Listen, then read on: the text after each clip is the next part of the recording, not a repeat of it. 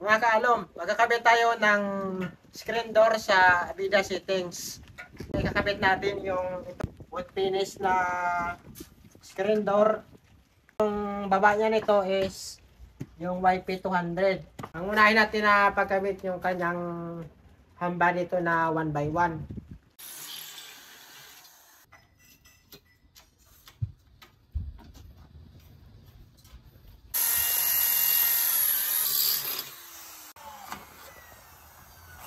Ito, ginakabit na po yung kanyang 1x3 hinges po.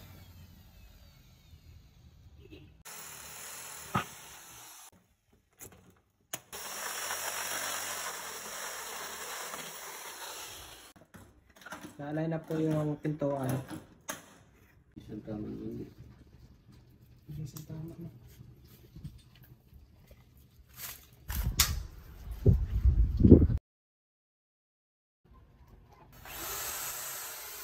Handle na.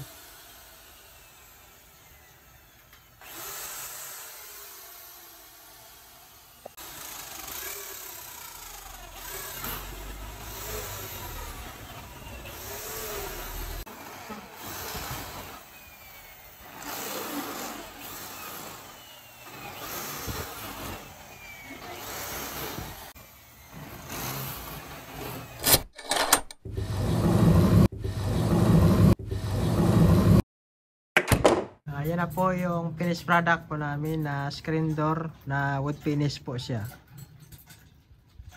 Ayan po.